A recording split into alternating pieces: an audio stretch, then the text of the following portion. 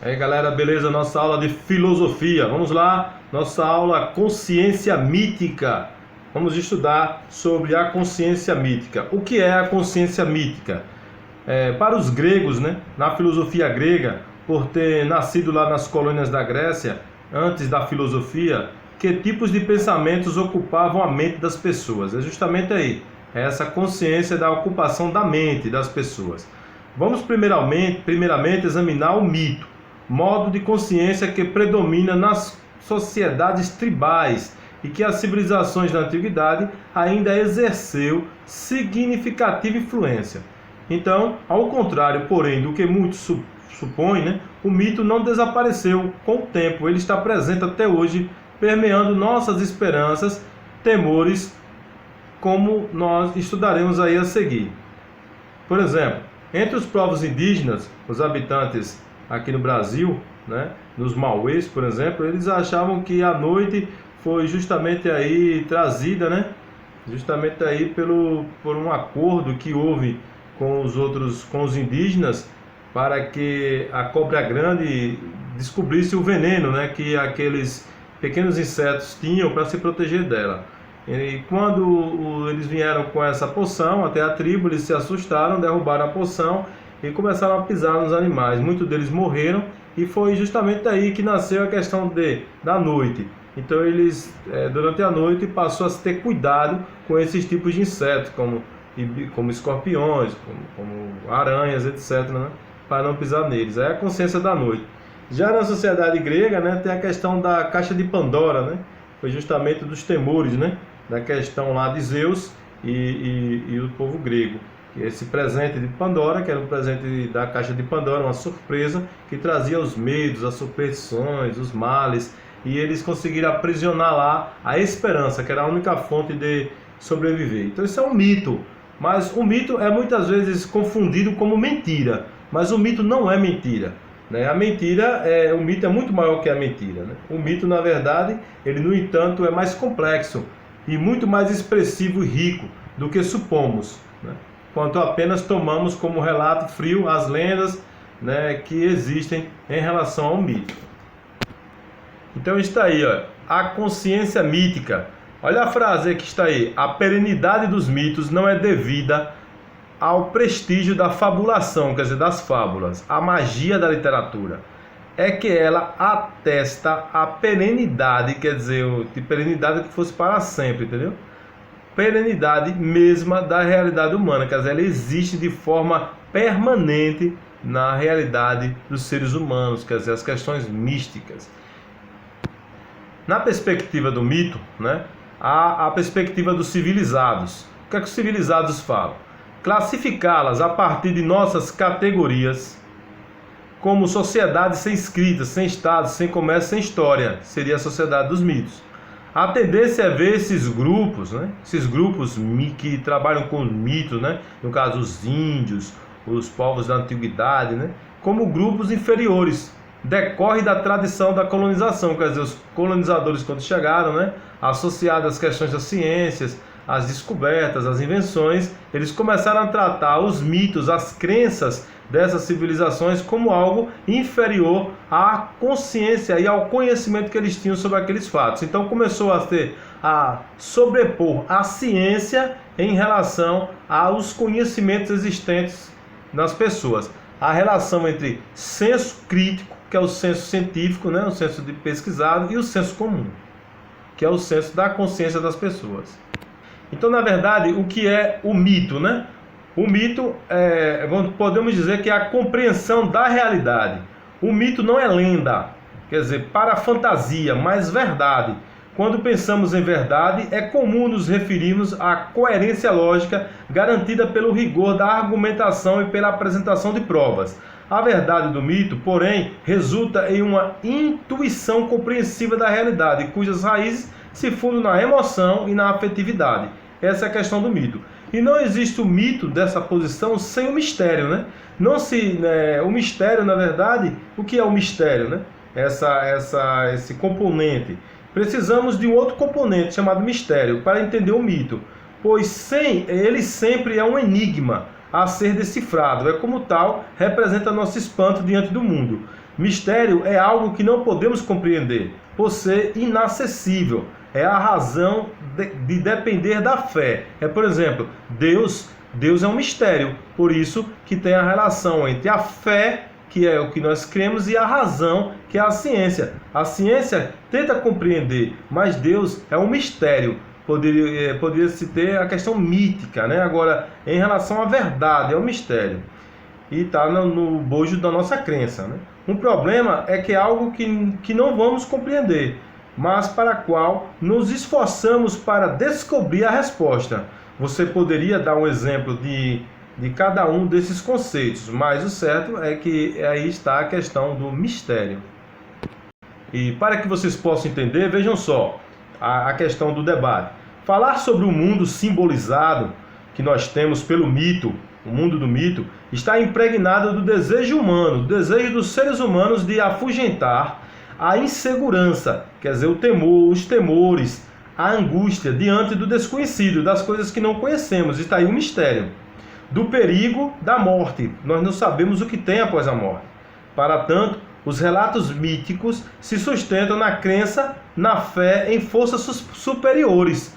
Forças superiores quer dizer Deus, que protegem, né, nos protegem, que nos ameaçam, recompensam ou castigam, se fizermos coisas erradas ou se fizermos coisas certas. Por isso que muitas vezes costumam dizer que nós não amamos Deus, nós temos que temer a Deus. E é justamente está aí na relação entre o natural e o sobrenatural. Olha aqui essa relação. Os índios têm a perspectiva, têm a vista, quer dizer, os olhos, né? E os ouvidos, quer dizer, e o ouvido treinados para perceber o que não mais conseguimos ver ou ouvir. Isso é verdade, né? E como acumulam conhecimentos admiráveis sobre plantas e os animais, né? Sobre a própria natureza, sobre as questões que envolvem o natural.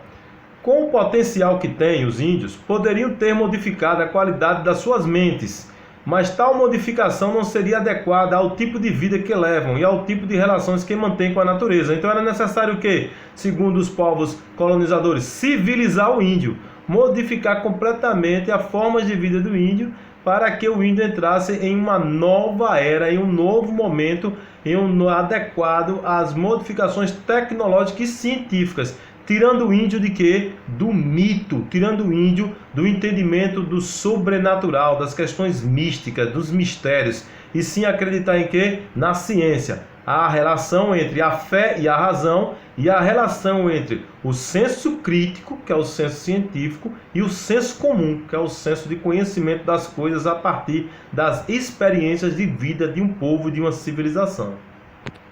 Está aqui, mito entre os primitivos.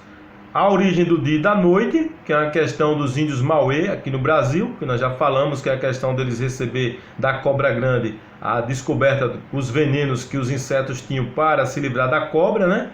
E aí eles carregaram consigo a noite, e aí um dia eles se assustaram, foram picados por esses insetos, saltaram a noite, e o que começou até a origem da noite. É a questão mística, certo? O mito de Pandora, que é a questão dos medos, dos temores, né, da caixa de Pandora que Zeus entregou para que fosse aberta. E aí foi aberto e não conseguiram aprisionar a única forma de se livrar desses males, que era a esperança. Então são coisas místicas. Para a ciência, o dia e a noite está relacionado com o movimento aparente do Sol, né? O Sol é quem determina essa questão através do movimento de rotação e do movimento de translação. E os males e os problemas que nós temos estão relacionados com as nossas ações, com os nossos feitos, com a nossa forma de agir no dia a dia, né? Essas são as questões. Então são debates, são questões entre o natural e o sobrenatural, entre o mito e as experiências atuais ou civilizadas.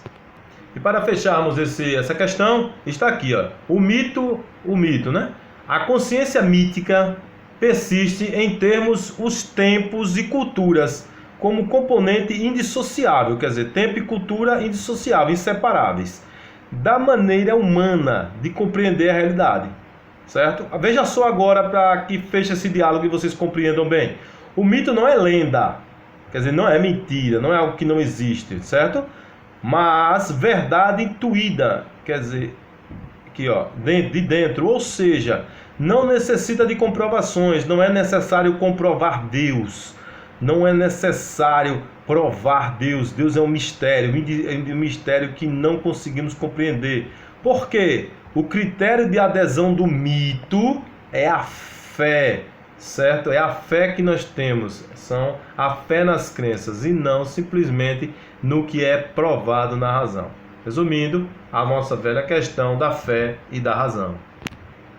Falar sobre o mundo simbolizado pelo mito está impregnado, quer dizer, está impregnado do desejo, quer dizer, faz parte do desejo de dominá-lo, afugentando a insegurança, os temores e a angústia diante do desconhecido e da morte. Imagina o medo que nós temos do desconhecido e da morte, de não sabermos o que tem do outro lado. Ninguém quer morrer, porque justamente o que é um mistério, você não sabe o que tem do outro lado. Se você soubesse, até você poderia dizer, vamos lá logo, que eu quero ir para aquele lugar. Fosse ruim ou fosse bom, mas você sabia o que tem do outro lado. E do jeito que a morte é um eterno mistério. Aqui, a função do mito é acomodar e tranquilizar o ser humano, certo? Tranquilizar, beleza? Do mundo assustador que vive. Os modelos de construção mítica do mito recorre-se aos deuses para compreender o que? A natureza dos fatos. Então o mito segue várias funções, servem para explicar a origem da técnica, para explicar a natureza dos instrumentos, a origem da agricultura, das mulheres, o caráter mágico das danças e dos desenhos, né? A questão das mulheres é interessante, que para a Arunta, né, os espíritos dos mortos esperavam a hora de renascer e penetravam o ventre das mulheres quando elas passavam por certos locais. E aí vem a fertilidade delas nesse sentido. Quer dizer, são vários mitos, coisas que a ciência tem seu posicionamento científico e os mitos têm as suas crenças baseadas nas realidades dessas civilizações. E aqui está, né? Mito hoje. O desenvolvimento do pensamento reflexivo, que é o senso crítico, decretou a morte da consciência mítica, que é o senso comum. Nós vivemos de uma certa forma assim, mas não que isso seja totalmente. Dentro do senso comum e do senso crítico, há outras variantes. Ao criticar o mito e exaltar a ciência, faz nascer o mito do cientificismo, né? Nós só acreditamos no que a ciência diz. Está aí a questão do coronavírus, né? O grande debate da CPI atual é que há uma crença somente em que só na vacina. A vacina é pura ciência. Ninguém pensa que o coronavírus possa ser um castigo de Deus no final dos tempos, como a própria Bíblia, né, explica em algumas de suas passagens, né? Existem, claro, que dentro dessa consciência, alguns acreditam na questão religiosa, outros acreditam na questão científica. Mas do ponto de vista do coronavírus, só é tratado a parte científica pelos deputados, senadores, né? Não é tratado a parte religiosa.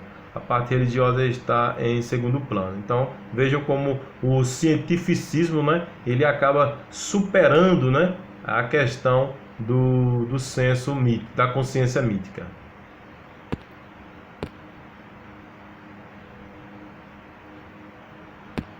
Então está aí, né? O mito, quando vira uma história, uma lenda, ele perde sua força de mito. As lendas são narrativas fantasiosas. Os mitos não. Os mitos são crenças que possuem um forte componente simbólico. Quando o mito vira lenda, aí ele perde a sua força. Entre os povos primitivos, o mito é uma forma de situar no mundo, de encontrar seu lugar dentre os demais seres da natureza. Óbvio que o mito não obedece à lógica nem da verdade empírica, quer dizer, da ciência, nem da verdade científica. É verdade intuída, que não necessita de provas para ser aceita. O ritual, aí onde está, né? É o mito tornado, né, ação, prática. Dentro dessa forma existem os tabus, que é justamente aquilo que nós temos como um limite entre fazer alguma coisa. O tabu mais antigo que existe é o incesto, né? Que um filho ou uma filha ou um pai não pode se relacionar. Isso é uma espécie de tabu entre as civilizações, entre os povos existentes. Para fecharmos essa discussão, está aí. O mito é sempre dogmático, apresenta-se como verdade que não precisa ser provada e não admite contestação. Valeu, galera, até a próxima aula. Está aí, ritos de purificação e transgressão dos mitos cria o tabu da proibição. do vulto, do clima, do terror, do sobrenatural. Valeu, valeu!